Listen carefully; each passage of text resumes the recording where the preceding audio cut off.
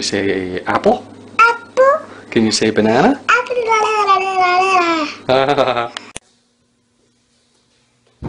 Trying to beat the dope.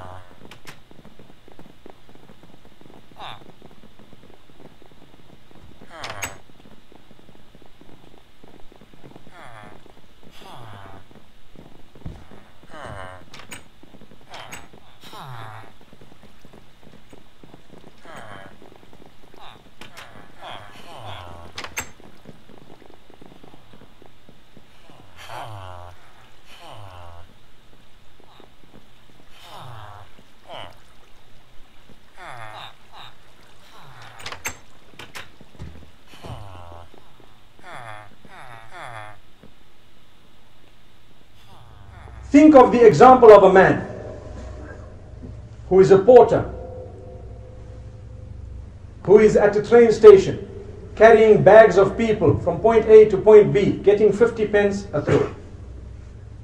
And suddenly, a rich man comes, walks out of the train with a can of milk, and he says, "Young man, I will give you 10 pounds if you carry this can of milk from here to my place, which is about a mile down." And this man is excited. Wow, 10 whole pounds. That's like 20 trips that I've been making at 50p each. I'm going to get it one throw. He says, "No problem, sir. I am experienced. I will not drop your milk." And you know, they put the milk on top of their heads and they balance it. These porters are experts. They actually can run with it. Don't try it, but they can do it. They will put it on their heads and run with it. This man puts it on his head. And he starts walking and he's smiling from ear hole to ear hole. Allahu Akbar. And he says, "Oh, I'm going to get 10 pounds just now. And I will go straight to buy 2 chickens. And these chickens will lay eggs and I will sell the eggs. And when I sell a few eggs, I'll buy a 3rd and 4th and 5th chicken. Then I'll have a fowl run. I'll employ 10 guys to run that place. Then I will buy more chickens and I will sell eggs and chickens, and I will slaughter chickens and open a little abattoir, and I will be able to get those chickens across to the butchers." Then he says, "After that I'm going to buy sheep. And then I'll buy a little farm, and on that farm we'll have so many sheep, and I'll sell the little sheep as well as slaughtering them and providing the butchers with halal mutton." Then he says, "Thereafter I'll buy cows." Wow, look at him.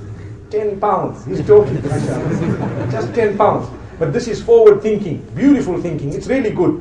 He's got a plan. Wallahi, he's got a good dream. He's not planning haram. He's planning something good for his future. Then he says, "And after that, I will move further and I will have a whole farm and I will go into crop and I will be able to harvest and I will be able to sell. And then I'll buy the big buildings in the city, that one and that one and that one and that. And by the time I'm the biggest businessman around, the girl I went to propose for last year, because her father's the mayor, they said no to me. They will get to know about me themselves. And when they get to know about me, the father will come and say, 'Will you please marry my daughter?'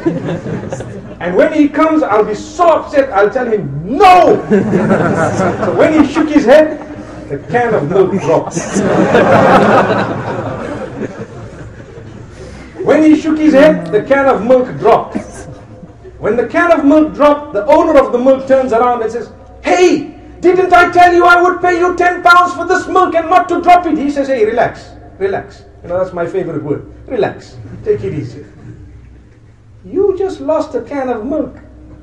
I lost my chickens and my eggs and my sheep and my cows and my farms and my buildings, and 600 people lost their jobs. And at the same time, I lost my marriage and my whole life is gone, so just keep quiet, okay? What's the moral of that? The moral of it is, one small distraction in your life can shatter your dreams, my brothers, my sisters.